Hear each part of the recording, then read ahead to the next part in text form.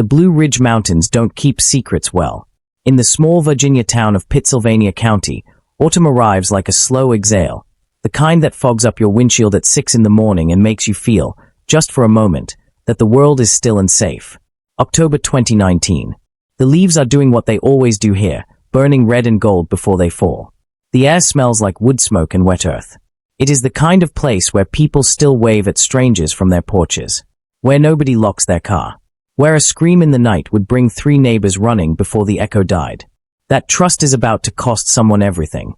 Daniel Aldrich is 43 years old and built like a man who spent his 20s doing physical labor and his 30s coaching Little League. He has a wide, easy smile, the kind that makes cashiers remember his name. He drinks his coffee black, drives a 2014 Dodge Ram with a cracked left taillight he keeps meaning to fix, and every Sunday morning without fail, he makes his daughter Lily pancakes in the shapes of animals. Lily is 7. She always requests a giraffe. Daniel always attempts it, and it always comes out looking more like a melted dog, and they both laugh anyway. He works as a building contractor, reliable enough that word of mouth keeps his schedule full 3 months in advance. His clients describe him the same way, almost to the word: decent man, good handshake, shows up when he says he will. At the local diner, his usual booth is the one by the window. The waitress, a woman named Carla who has worked there 18 years, keeps his coffee hot without being asked. Daniel Aldrich is, by every ordinary measure, a man with everything to live for. And he has no idea what is already moving toward him. It begins, as so many disasters do, with something that looks completely normal. On the morning of October 14th, 2019, a Monday, Daniel leaves the house at 7:45. He kisses Lily on the top of her head. He says goodbye to his wife. He does not know that his wife watched him back out of the driveway with an expression that their neighbor, Margaret Howell, will later describe to investigators as not sad, not angry, just empty. Like she'd already made a decision. Margaret is 61 years old and retired. She gardens in the mornings because, as she says, it gives her something to do with her hands. She wasn't spying. She just happened to be deadheading her roses along the fence line when she glanced up. She thinks nothing of it at the time. She goes back to her roses. Later, much later, she will replay that moment on a loop and wonder if saying something, anything, could have changed what was coming. Daniel drives to a job site 20 minutes outside of town. He is framing a new addition for a farmhouse owned by the Kellerman family. The work is straightforward. He has 2 guys working under him, both local, both young, both completely unaware that their boss spent the last several weeks of his life quietly worrying about his marriage. Because Daniel and his wife, whose name we are not yet ready to speak, have been struggling. That's the word Daniel used when he confided in his brother, Marcus, 2 weeks before the 14th, struggling. Not fighting, not separating, just that low-grade marital friction that grinds against everything. He told Marcus he thought they needed counseling. He said he brought it up and she'd agreed. He said he thought things were getting better. Marcus will testify that his brother seemed relieved when they spoke. At the job site, Daniel works through until about 2 in the afternoon. He eats his lunch, a roast beef sandwich, a bag of chips, an apple, sitting on a stack of lumber, watching a hawk circle the tree line. One of his workers, a 22-year-old named Brett, will remember that Daniel was in a good mood that day. He was telling jokes, Brett says later. Dumb ones, the kind he always tells. He laughed at them himself before he even got to the punchline. That memory, the image of Daniel laughing at his own dumb jokes on a stack of lumber under an October sky, will become the detail that breaks the jury. By the time Daniel finishes for the day and drives home, the light has gone golden sideways the way it does at 5 o'clock in October. He pulls into his driveway. The house looks ordinary. The lights are on inside. His daughter's bicycle is tipped over on the front lawn where she always leaves it. In the days that follow, the town of Pittsylvania County will try to make sense of what happened inside that house. Neighbors will gather in driveways, speaking in low voices. The pastor at First Baptist will dedicate a Sunday sermon to the fragility of the families we think we know. Carla at the diner will keep Daniel's usual booth empty for a week without meaning to. She just keeps forgetting to seat people there, and then she stops trying. The community does what small communities do. It pulls inward, it whispers, it watches. But watching, it turns out, wasn't enough. Because the person they should have been watching had been hiding in plain sight for years. Investigators will later determine that the events inside the Aldrich home that evening unfolded over a period of approximately 90 minutes.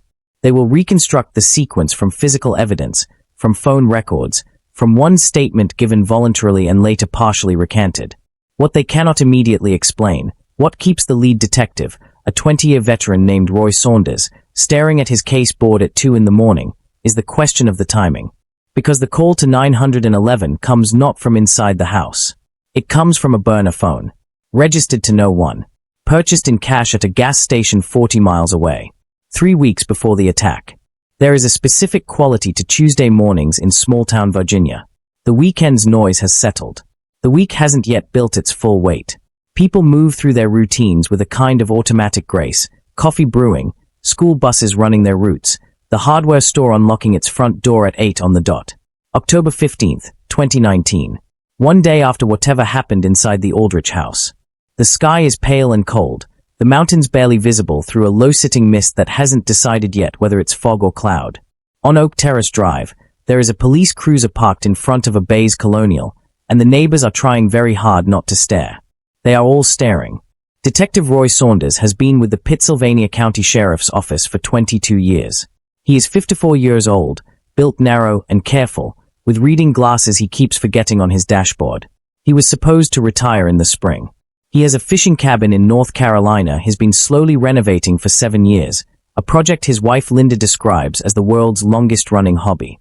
Roy jokes that the cabin will be finished around the same time his grandkids graduate college. He does not joke much after October 14th. Roy is not the kind of detective who traffics in theatrics. He doesn't pace dramatically or pound tables. What he does, what 22 years trained him to do, is pay attention to what doesn't fit. He notices small things, a lamp in the wrong corner, a story that's been told too many times in exactly the same words, a person who cries at exactly the right moments but whose shoulders never shake. When Roy Saunders arrives at the Aldrich home for the second time on October 15th, he is there to do what procedure requires. He is there to follow up. He is there to be thorough. He is there, specifically, to speak again with the wife. Her name, in the community, carries a particular weight. She has lived in Pittsylvania County for 11 years. She was president of the Ridgeline Elementary PTO for 3 consecutive terms. She organizes the church bake sale every year and is, multiple people will volunteer this information, unprompted, the kind of woman who always brings the good kind of brownies, not the boxed kind. She has a wide, photogenic smile and the specific social fluency of someone who learned early that being well-liked is a form of protection. Her daughter Lily adores her. Her neighbors bring her casseroles the morning after the incident. The women in her Bible study group form an informal rotation to make sure she isn't alone. Everyone agrees. She is handling this with extraordinary composure. That composure is the first thing that snags in Roy Saunders' mind like a thread on a nail. He sits with her at the kitchen table. The same kitchen where Daniel's coffee mug still sits on the counter, unwashed, as if it is waiting for him to come back and finish it. Roy notices the mug. He notices she has positioned herself facing away from it. She tells her story clearly and evenly. She says she was upstairs giving Lily a bath when she heard something downstairs. She says she called out to Daniel and got no response. She says she came downstairs and found the back door open and her husband on the kitchen floor. She says she grabbed Lily and locked them in the upstairs bathroom and called 911. Roy listens. He nods. He writes things down. Then he asks her, gently, about the timeline. Specifically, what time did she start Lily's bath? She says around 5:30. Roy writes that down. He does not tell her yet that the responding officer logged the 911 call at 6:04. He does not tell her yet that the coroner's preliminary assessment puts a very specific window on what happened to Daniel. He does not tell her yet that 6:04 and 5:30 do not produce a timeline that holds together. He just writes it down. Outside, one of Roy's deputies is walking the perimeter of the backyard. The back door, the one she said she found open, shows no damage. No forced entry. The deadbolt, according to the responding officer's notes from the night before, was in the unlocked position when they arrived. Daniel Aldrich kept that door locked. His brother Marcus will confirm it. His worker Brett will confirm it. Even the neighbor Margaret, from her rose garden, had noticed it years ago. Daniel always locked that back door. I thought it was funny, actually, for a man who otherwise trusted everybody. Roy folds his notebook. He thanks her for her time. He tells her to call if she thinks of anything else. He walks to his car. He sits in it for a long moment without starting the engine. The unlocked door could mean anything, he tells himself. Could mean Daniel unlocked it himself. Could mean a dozen innocent explanations. But the burner phone, purchased in cash 40 miles away, 3 weeks before the attack, doesn't have an innocent explanation. And there is one more detail from the phone records that Roy's tech contact pulled at midnight, a detail so specific that Roy has not yet told anyone else on his team. The burner phone's last location ping, the night of October 14th, places it not at the Aldrich home. It places it 4 blocks away. Stationary. 4:93 minutes. Exactly the window during which the attack occurred. Someone was parked 4 blocks away, waiting. Not calling for help. Just waiting. And Roy Saunders needs to understand why a person would need to wait, unless they already knew exactly how long it was going to take. Night comes fast in October. By 5 in the afternoon the light is nearly gone, and in the neighborhoods of Pittsylvania County, porch lights are flicking on one by one, little ember signals that say we are here, we are home, everything is fine. It is now October 17th, 2019. 3 days since Daniel Aldrich was found on his kitchen floor. The maple in the Aldrich front yard has gone deep red, the kind of color that in any other context would be beautiful. A casserole dish sits on the front porch, left by someone who didn't want to knock. There is a card tucked under it, the kind with a generic sunset on the front. The dish will still be there in the morning, untouched. Inside, a 7-year-old girl is not sleeping. Child forensic interviewer Sandra Kemp has done this work for 14 years.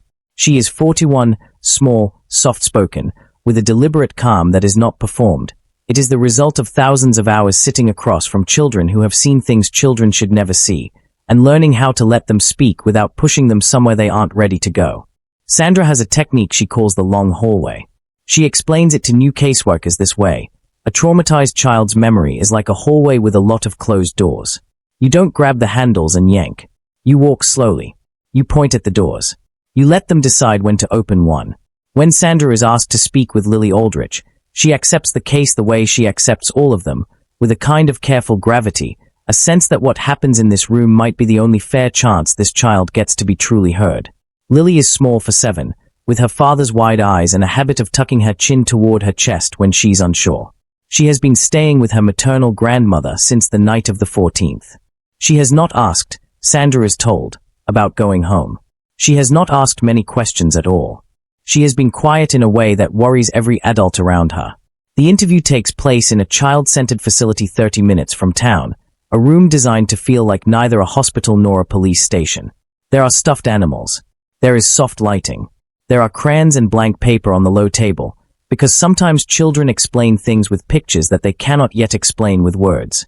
Sandra begins the way she always does, talking about nothing important. School. Favorite animals. What Lily had for breakfast. Lily says she had cereal. She names the kind, the one with the colored marshmallows. Sandra says she likes that kind too. Lily almost smiles. Then, slowly, Sandra begins to walk toward the hallway. She asks Lily to tell her about the night she and her mom were upstairs together. Just whatever Lily remembers. No right or wrong answer. Whatever she remembers is fine. Lily picks up a blue crayon. She doesn't draw anything. She just holds it, turning it in her fingers. She says they were upstairs. She says her mom was running the bath. She says the water was hot at first, but then her mom turned it down. She says she remembers because she put her elbow in to check it herself, like her dad showed her. Sandra writes nothing. She just listens. Then Lily says something that changes the temperature of the room. She says her mom got a phone call while the bath was running. Sandra keeps her face perfectly neutral. She asks, gently, what kind of phone? Lily thinks about it. She says it wasn't her mom's normal phone. She says it was a different one. She says it was small and black and her mom put it in her pocket after. She says her mom said it was nothing, just work, and to get in the bath. Sandra asks, did you see where the phone went after? Lily nods slowly. She says later, after everything happened, after they were in the bathroom waiting, she saw her mom take the phone out of her pocket and look at it. Sandra asks, what did your mom's face look like when she looked at it? Lily is quiet for a long time. She turns the crayon over and over. Then she says, she looked like she knew it was going to be okay. Sandra Kemp drives back to her office and sits in her car in the parking lot for 11 minutes before she goes inside. She has done this work for 14 years. She knows the weight of what a child says in that room, and she knows the weight of what she is now required to do with it. She composes herself the way she always does, methodically, deliberately, and then she calls Roy Saunders. Roy is quiet on the phone for a long time after she tells him. The community, at this point, is still in shock. Sympathy casseroles are still arriving on the Aldrich porch. The women from the Bible study group are still maintaining their rotation. The general consensus, spoken in the careful, hushed tones people use in tragedies, is that Daniel's wife is a strong woman getting through an unimaginable thing. Nobody is saying what Roy Saunders is now thinking. Nobody is ready to say it. Except that Roy has one more piece of information that arrived that afternoon from the phone forensics team. A cell tower ping from the wife's regular phone, the one she told Roy she'd used to call 911. That phone was not in the house during the 90-minute window of the attack. It was in the car. In the driveway. If she was upstairs, locked in the bathroom with Lily, then who put her phone in the car? The smell of coffee fills the county records office every morning at precisely 8. Not good coffee, the burnt, overbrewed kind that sits on a burner too long. But the office manager, a practical woman named Glenda, has maintained this ritual for a decade and no one has suggested changing it. It is October 19th, 2019. 5 days since Daniel Aldrich's death. Outside, the wind has picked up and the red leaves are coming off the maples now in long, spiraling streams. Pittsylvania County is starting to look wintered over, stripped back, the bones of things beginning to show through. It is in this office, on this unremarkable Saturday, that the investigation quietly shifts gears. Financial investigator Paula Reyes joins the Aldrich case on a referral from Roy Saunders, who has learned over 22 years that when a crime like this doesn't immediately make emotional sense, it almost always makes financial sense. Paula is 38, meticulous, the kind of person who maintains color-coded spreadsheets for her personal budget and considers this completely normal. She was recruited to the county investigative unit after 5 years with a regional bank's fraud department, where she developed a particular sensitivity to the patterns that people leave in money, the small inconsistencies, the quiet redirections, the accounts that shouldn't exist but do.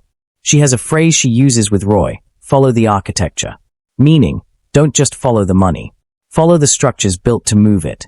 What Paula finds in the first 48 hours is, on its surface, not alarming. The Aldrich finances were comfortably middle class. Daniel's contracting business generated solid income. They had a joint checking account, a mortgage with 4 years left, 2 car payments, a modest savings balance. Nothing dramatic. Nothing that signals desperation. But Paula follows the architecture. She finds a life insurance policy on Daniel Aldrich, taken out 14 months prior to his death. This is not unusual. Married homeowners take out life insurance policies. What Paula notes is the value, $1.2 million. For a contractor earning in the mid-range, this is not a proportionate amount. It is, as she will later describe in her report, aspirational. As though the policy was written not in anticipation of losing a partner, but in anticipation of a particular outcome. Paula cross-references the policy date with other records. She finds that 14 months ago, the same month the policy was signed, Daniel Aldrich's wife opened a separate personal checking account at a different bank from their joint account. The account has seen small, regular deposits, never large enough to trigger review. The pattern is careful. The pattern is patient. Paula sits with this for a long time. Then she pulls the beneficiary documentation on the life insurance policy. The named beneficiary is not Daniel's wife. It is his wife's mother. This is unusual enough that Paula flags it immediately, but the deeper irregularity is what she finds when she runs a background check on the mother. The woman is 73 years old, lives in a retirement community in Charlottesville, and when Paula eventually speaks with her by phone, she says, gently, in the slightly confused tone of someone who has been kept from information, that she didn't know about any policy. She was never asked if she wanted to be named. She was never told she had been. And she had, 3 weeks before Daniel's death, received a document in the mail requesting a signature, a document her daughter had described to her as just an estate planning form. She signed it. She mailed it back. She thought nothing of it. The town of Pittsylvania County does not know any of this yet. The town is still in its grief stage, still in its sympathy stage. At the diner, Carla has finally let someone sit in Daniel's usual booth, but she brings their coffee faster than necessary, as if apologizing. The pastor's sermon this Sunday is about the mystery of loss. The hardware store has a handwritten sign in the window, thinking of the Aldrich family, that someone taped up and no one has thought to remove. The wife has given one brief statement to a local reporter, expressing gratitude for community support. The reporter describes her as composed and dignified. The piece runs with a photo. She is standing on her front porch, a cardigan wrapped around herself, looking toward the mountains. She looks like someone holding herself together through sheer will. She looks, the reporter writes, like a woman who has lost everything. Paula Reyes doesn't sleep well for the next 2 nights. Not because the financial picture is conclusive. It isn't. Not yet. Money moves in strange patterns for innocent reasons. People take out large insurance policies. People open separate accounts. People sign documents without reading them. None of this, alone, is evidence. But Paula has spent years reading the architecture of financial decisions, and what she reads here is not grief or precaution or disorganization. What she reads is a plan. Specifically, a plan that required at least 14 months of preparation. A plan that required patience. A plan that required someone willing to set things in motion and then wait. She pulls one more record, the policy's contestability clause. Standard language. If Daniel died within 2 years of the policy being issued, the insurer had the right to investigate before paying out. He died at month 14. Paula circles that number on her printed document and stares at it.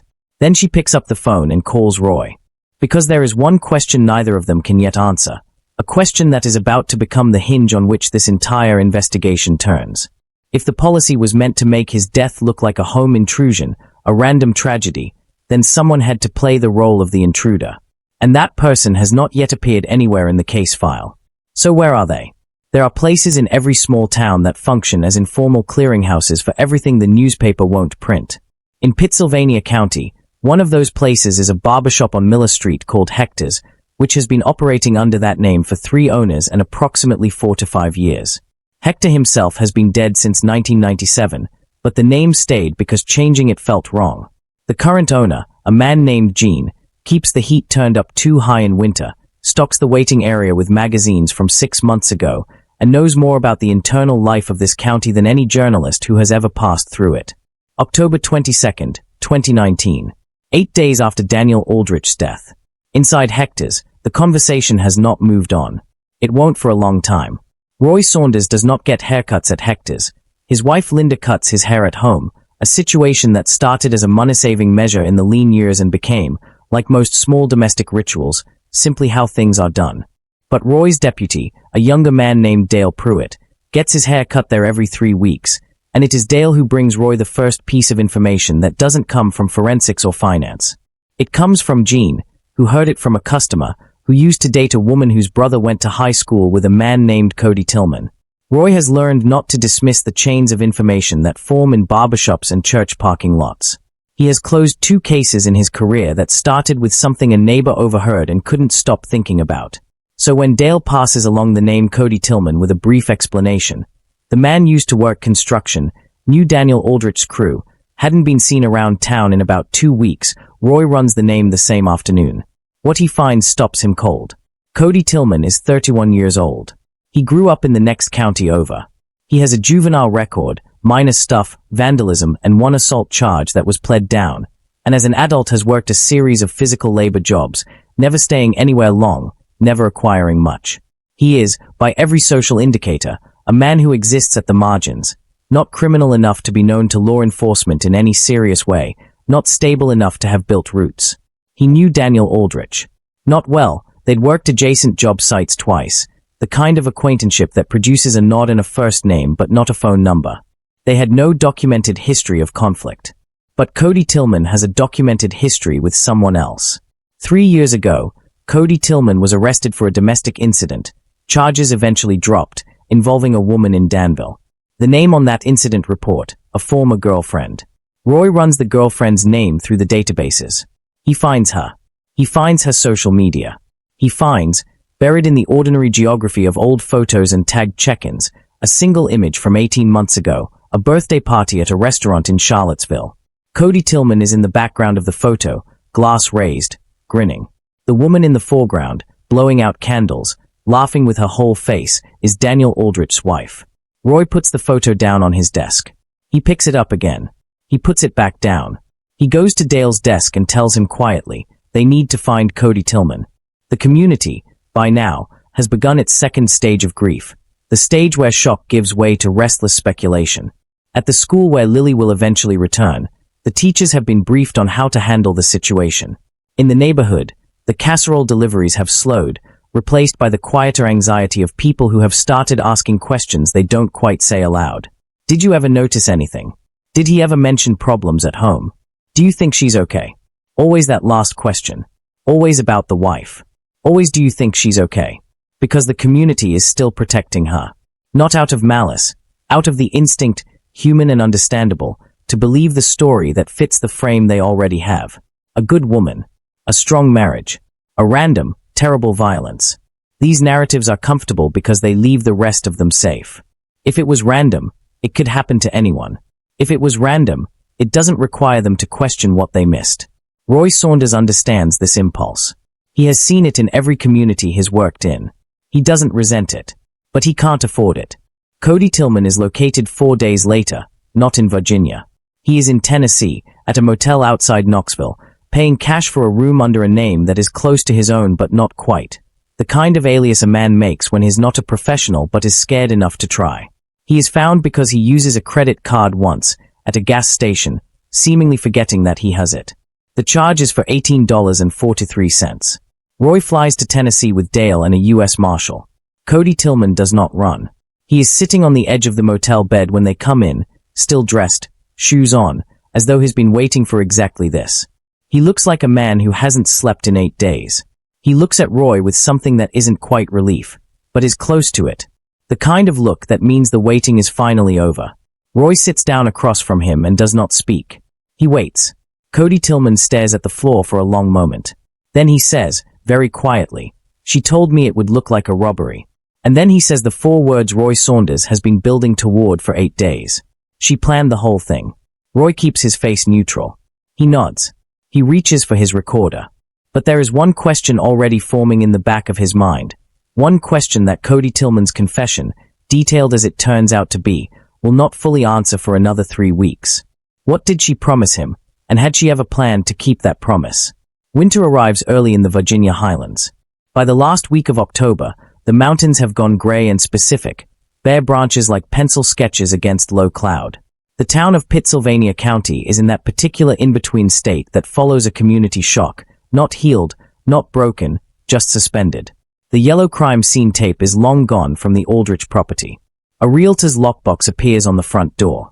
Nobody on Oak Terrace Drive comments on it directly. They just notice it, and notice each other noticing.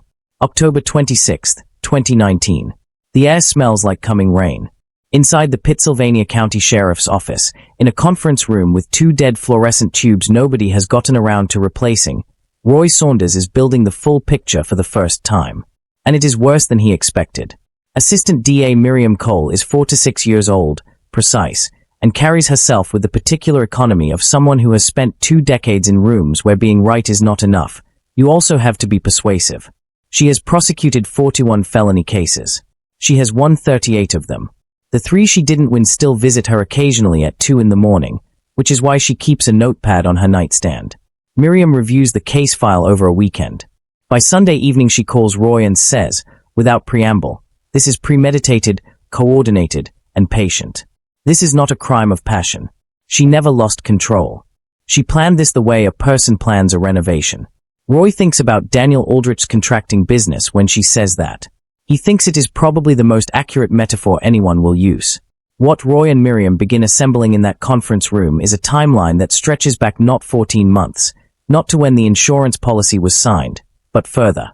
Back to a point that reframes everything the community thought it knew about the Aldrich marriage. 22 months before Daniel's death, his wife began a relationship with Cody Tillman.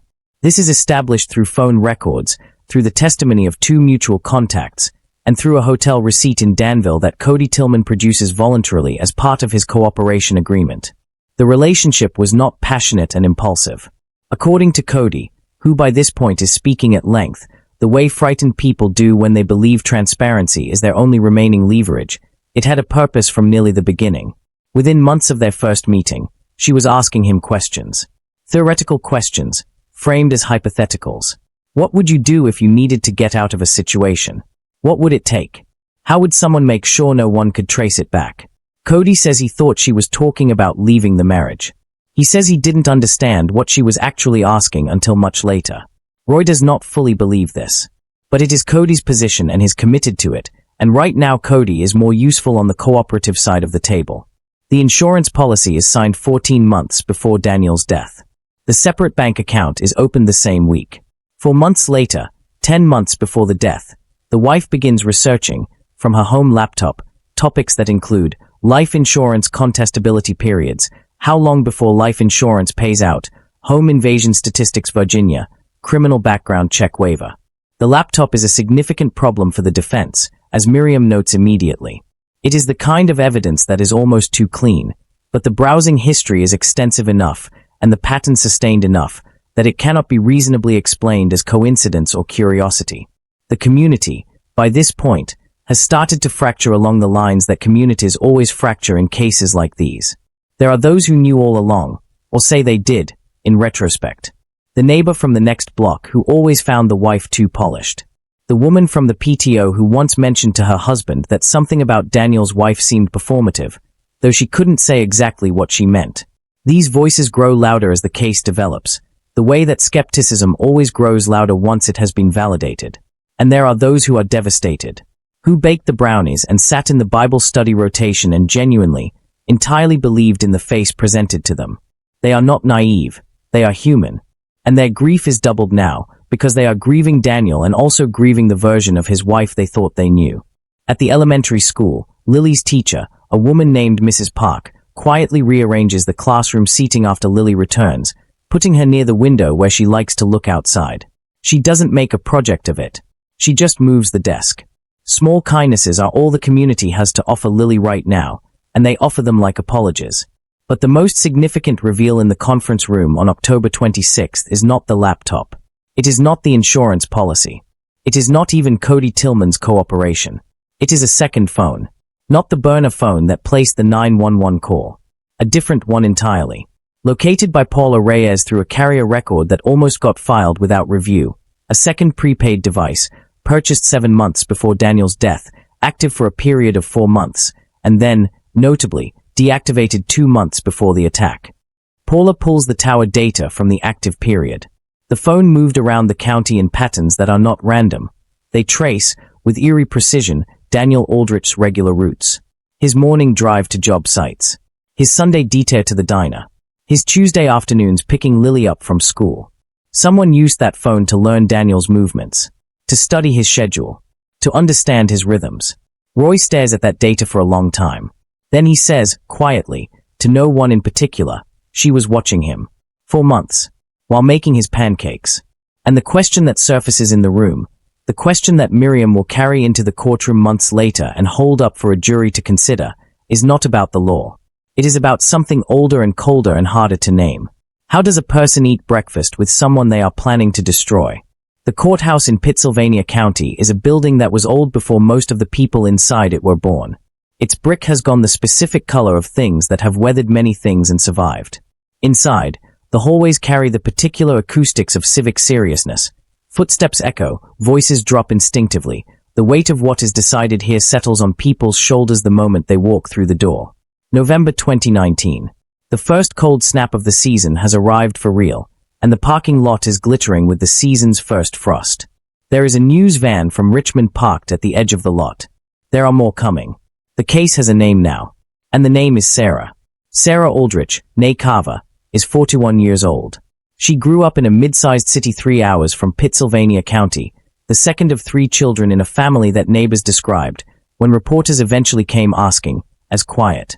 Her high school yearbook shows a composed girl with careful eyes, the kind of face that reveals very little on purpose. She earned a business degree from a state school, worked in insurance administration for several years, a fact that will not go unnoticed, and met Daniel Aldrich at a mutual friend's wedding when they were both 29. They were engaged within a year. Married within 2. Lily came 5 years into the marriage. Everyone who knew them in those early years uses the same words: solid, good match, happy. Whether Sarah Aldrich was ever happy is a question her defense team will work very hard to reframe. They will argue a history of emotional distress. They will argue a marriage that looked stable from the outside but concealed profound unhappiness within. They will argue context. Miriam Cole will argue facts. Sarah is arrested on a Tuesday morning. Roy makes the decision to do it quietly, No spectacle, no front lawn confrontation in view of the neighbors. A sheriff's cruiser pulls up to the grandmother's house in Charlottesville, where Sarah has been staying since the incident. Roy is there himself. He knocks. Sarah opens the door. She looks at Roy's face and, according to Roy's own account, given later in testimony, she doesn't look surprised. She looks, he says, as though she had been expecting this, and had been waiting to see how long it would take. She asks if she can change her shoes. Roy says yes. She comes back in 60 seconds, shoes changed, a small bag already packed. She had a bag ready, Roy will note in his report. He underlines it twice. She has read her rights in the front hallway. She does not speak. She does not cry. She walks to the cruiser with the same composure she has maintained since October 14th. The composure that her Bible study group interpreted as strength, that her neighbors interpreted as grace, that Roy Saunders interpreted, from the very first morning, as something else entirely. Lily is at school when it happens. The grandmother, white-faced and silent, watches from the doorway. The arrest breaks in the news by noon. By afternoon, the Richmond news van has been joined by 2 others. By evening, the story has migrated to national outlets, not yet front page, but present, circling, building the altitude it needs. The details are compelling in the specific way that cases of domestic betrayal always are: the good wife, the packed bag, the 7-year-old daughter, the life insurance policy with its cold arithmetic. People read the headlines and feel the specific horror of the familiar made monstrous. In Pittsylvania County, the community fractures further. The conversations at Hector's and the diner and the hardware store turn uncomfortable, the particular discomfort of people reckoning with what they did and didn't see. Jean at the barbershop says little, which for Jean means something. Carla at the diner says she always knew something was off, and then immediately says she doesn't know why she said that because she didn't know, not really, and what good does it do now? Margaret Howell, the neighbor with the roses, gives a statement to a reporter that runs in the Richmond paper. She talks about the morning she saw Sarah watching Daniel back out of the driveway. She talks about Sarah's face. Empty, she says again. Like she'd already made a decision. She is quoted accurately and she stands by every word. She also says, at the end of the interview, something the reporter includes in the final paragraph. I keep thinking about those roses. I was right there. I was right there and I didn't know. Sarah Aldrich's defense attorney, a sharp and experienced Richmond lawyer named Gerald Frost, will spend the coming months constructing a narrative of a woman driven to extremity by private suffering. He is good at his job. He will find witnesses. He will find contradictions in the timeline. He will raise the question of Cody Tillman's credibility with the practiced precision of a man who has done this before. But Gerald Frost has not yet seen the piece of evidence that Roy Saunders and Miriam Cole have been holding carefully in reserve. Not because they are required to withhold it, they are not, but because they have been waiting to fully understand it themselves. It is a voice memo, 12 seconds long, found on the secondary prepaid phone, the one used to track Daniel's movements, in a partially deleted file that the forensics team recovered with effort. Roy has listened to it 11 times. In it, Sarah Aldrich's voice, calm, even, unhurried, recites a single sentence.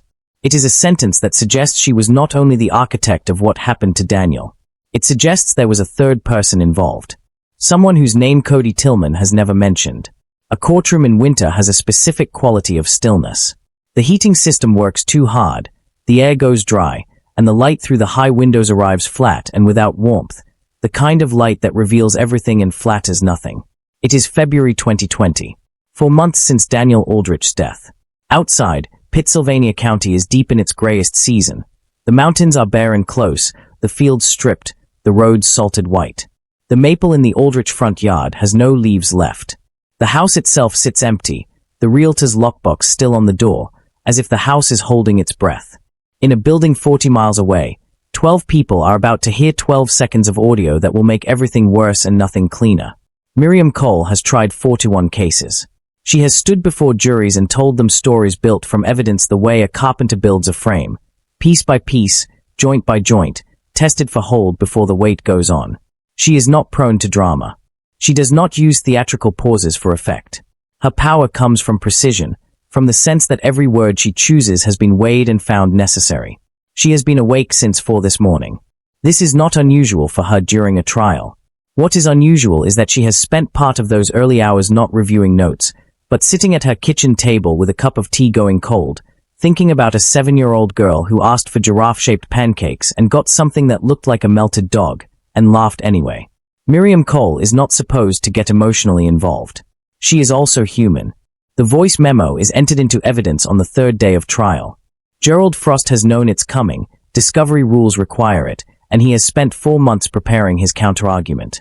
The memo, he will argue, is ambiguous. The sentence Sarah speaks is open to interpretation. The word choice is vague. The forensic recovery process introduces questions of authenticity. Miriam lets him make these arguments. She waits. Then she plays the audio.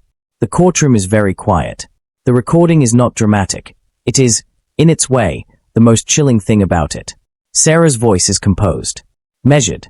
The words she speaks are, he won't know until it's already done. Make sure C understands that. The third piece has to hold. 12 seconds. Flat tone. No urgency. The voice of a person reviewing a checklist. Miriam pauses the recording. She looks at the jury. She says, the defendant refers to 2 people in this recording. She uses an initial. She mentions a third piece. Cody Tillman is the person we've called C. We know what his role was. We know what Sarah Aldrich's role was. She pauses. What we have been working to establish for 4 months is the identity of the third piece. The investigation into the third person has been the quietest and most painstaking part of the case. Roy Saunders has not spoken about it publicly. Miriam has not addressed it in the press. Even the defense team has not been able to fully determine what the prosecution has found, because what they have found has come in pieces, from sources that are individually ordinary and collectively devastating. A text message thread on a phone belonging to a woman in Charlottesville, not the grandmother, a different woman, a college friend of Sarah's who deleted the thread but whose phone had been backed up to a cloud service without her full understanding of what that meant. The thread, recovered, is largely mundane. Weekend plans, recipes shared, the ordinary texture of a long friendship. But in a 2-week window 9 months before Daniel's death, the tone shifts. The messages become careful, vague, reliant on language that seems designed to not say what it's saying. References to the plan. References to the timeline. One message in which Sarah writes, "You're the only one who knows all of it." The friend's name is Diane Marsh, 42 years old, a paralegal in Charlottesville. By the time Roy's investigation reaches her, she has retained a lawyer. By the time the trial begins, she has agreed to a limited cooperation arrangement that Roy describes to Dale as enough. Not everything, but enough. The community following the trial has expanded well beyond Pittsylvania County. Forums and podcasts have adopted the case. The comments sections of every local news article are full of the specific mixture of outrage and amateur analysis that the internet provides to every crime of this nature. Theories circulate. Some are close to the truth. Some are wildly wrong. Some are close to the truth in ways that are troubling, not because they solve anything, but because they reveal how much of what happened was visible, in retrospect, to people who weren't even there. Roy Saunders does not read the forums. His deputy Dale reads them obsessively and reports back, which Roy discourages but doesn't stop. Old habits of information gathering. Margaret Howell, the neighbor, has been called as a witness. She will testify about what she saw in the driveway. She has been preparing for this by writing out what she remembers in her own words every morning for 2 weeks, the way her doctor told her to, not to memorize it, but to stay close to it. She is 71 pages into a document she never intended to write. She prints it out one afternoon and holds the stack of pages in her hands for a moment before putting it in a drawer. It is not evidence.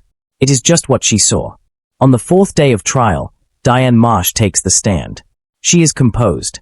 Her lawyer has prepared her for every question. She answers in short, careful sentences, the kind that communicate exactly what they need to and nothing more. She confirms the text messages. She confirms her knowledge of the plan in general terms. She confirms one meeting with Sarah, 5 months before Daniel's death, at a restaurant in Charlottesville, during which the conversation turned specific. She does not confirm everything. Her cooperation has limits, and her lawyer enforces those limits with quiet efficiency. But she confirms enough. The jury hears what it needs to hear, that Sarah Aldrich did not act on a sudden impulse, did not break under pressure, did not make one terrible decision in a moment of crisis. She built something. She recruited people. She ran it like a project. She planned the whole thing, Cody Tillman said in that Tennessee motel room. Now the jury understands exactly how long the whole thing took. And there is one question left. The question Gerald Frost raises in his cross-examination of Diane Marsh, and which Miriam Cole will have to answer in her closing argument, and which will determine whether the jury returns the verdict everyone in that courtroom is already anticipating. The question is not whether Sarah Aldrich planned Daniel's death. The question is whether she ever, at any point in those 22 months of planning, considered stopping. And whether the answer to that question, no, the evidence suggests, a clear and unwavering no, makes her more frightening, or only more human. March arrives in Pittsylvania County the way it always does, reluctantly, with cold mornings and afternoons that promise more than they deliver. The mountains are still gray, but there are buds on the trees, not open yet, just the suggestion of them, small and tight against the branches. It is March 4th, 2020. The maple in the Aldrich front yard, which was red and burning when this story began, is beginning its long, slow return to green. The realtor's lockbox is gone from the front door. A family moved in 2 weeks ago. They painted the front door blue. The neighbors think the color is brave. In a courtroom 40 miles away, 12 people are filing in with a verdict. Roy Saunders sits in the third row. He is not required to be there. The case has been made. The evidence is in. Whatever happens in the next 10 minutes is beyond his ability to affect, and Roy Saunders is a man who understands the boundaries of his work with clear-eyed pragmatism. He is there because Daniel Aldrich made pancakes that looked like melted dogs, and because a 7-year-old girl asked for a giraffe, and because Roy believes, in the private, unverifiable way that 22 years in this work produces, that the people who sit in row 3 when the verdict comes in are part of what keeps the thing honest. He is also there because he has a question he still can't answer. And he thinks maybe watching Sarah Aldrich's face when the jury comes back will tell him something. It won't. He'll watch her face. It will tell him nothing. Her composure is intact to the last. The verdict is delivered on a Wednesday. Guilty. First-degree murder. With special circumstances, premeditation, financial motive, use of an accomplice. The sentencing hearing will follow. Miriam Cole will recommend the maximum. Gerald Frost will present the mitigation argument he has been building for months. The unhappy marriage, the emotional isolation, the theory that Sarah Aldrich was a woman who saw no other exit. It is a coherent argument. It has some purchase with 2 of the 12 jurors, neither of whom changed their votes. The judge listens with professional attention and then issues a sentence of life in prison without the possibility of parole. Cody Tillman, for his cooperation, receives a significantly reduced sentence. He will be eligible for parole in 11 years. Roy's opinion of this arrangement is something he keeps to himself, though Dale, who has known Roy for 8 years, says the jaw muscle Roy has on the left side of his face tightened when he heard the number. Diane Marsh is not charged. Her cooperation agreement holds. She will live with what she knows in whatever way people live with such things. She does not return to Pittsylvania County. The community processes the verdict with a kind of exhausted relief. At Hector's, Jean says simply, "Good." Carla at the diner brings out a pie she made at home and sets it on the counter and tells people to help themselves, which everyone understands is not a celebration but a gesture, a need to do something with her hands, a need to mark the day. The pastor says something brief and carefully worded on Sunday about justice and sorrow coexisting, which is the most honest thing a pastor can say. Margaret Howell watches the verdict on television from her living room, in the same chair she sits in to read. Her roses are still dormant in the garden. She has ordered new bulbs for the spring, a variety she hasn't tried before. When asked by a reporter, a week after the verdict, how she's feeling, she thinks for a long moment before she answers. Relieved, she says. And still sad. Both at the same time. I think that's just what it is. She goes back inside. The reporter stands on the sidewalk for a moment, looking at the empty rose beds, before getting back in the car. Lily Aldrich is 7 years old. She will be 8 in June. She is living with her paternal grandparents now, Daniel's parents, a couple in their late 60s named Harold and Ruth who had retired to a small house near the North Carolina border. Ruth has learned to make animal-shaped pancakes. She is not good at it yet. The giraffes come out looking like something else entirely. Lily laughs at them anyway. This is the detail Roy Saunders does not write in any report. He learns it from Daniel's brother Marcus, over the phone, a month after the verdict. Marcus is calling to thank Roy, which Roy deflects in the way he always deflects things like this. I was doing my job, and then Marcus says, she laughed at the pancakes. I thought you should know that. Roy says is glad to hear it. Then he sits at his desk for a moment before getting back to the next case, which is already waiting in a manila folder on his right side, which is always how it goes. The work continues. The grief continues. The maple on Oak Terrace Drive continues its return to green. There is one final thing that remains unresolved in the case file, not in any legal sense, but in the human sense, which Roy Saunders knows is the only sense that actually matters to the people who lived inside this story. The voice memo. 12 seconds. The third piece has to hold. Diane Marsh confirmed her involvement to the degree the cooperation agreement required. What she did not confirm, what no one has ever confirmed, in any testimony, in any document, in any interview Roy has conducted, is the specific nature of what Sarah Aldrich called the third piece. Cody Tillman was the hands. Sarah was the architect. The insurance was the motive. But the third piece, whatever it was, whatever role it played, whatever it was meant to ensure or guarantee or cover, remains, in the official record, an inference. Supported by evidence. Never fully named. Roy Saunders is a man who makes peace with loose ends. 22 years has required it. Not every question gets its answer. Not every piece of every plan gets reconstructed. The verdict is in. The sentence is handed down. Daniel Aldrich's daughter is eating misshapen pancakes and laughing. That is justice, as much as justice is ever actually complete. But Roy keeps the voice memo file on his desktop. Listens to it sometimes when the office is empty at night and the fluorescent tubes buzz their familiar, failing buzz. He won't know until it's already done. Make sure C understands that. The third piece has to hold. 12 seconds. Flat tone. The voice of someone reviewing a checklist. Roy stares at his case board. He thinks about the fishing cabin in North Carolina, still waiting. He thinks about Linda, asleep at home. He thinks about a 7-year-old girl who puts her elbow in the bathwater to check the temperature, because her dad taught her how. He closes the file. He opens the next one. If this case stayed with you, hit subscribe, because every week we go back to the cases that refuse to stay cold. Leave a comment below. What detail from this case do you think investigators should have caught sooner? I read every single one.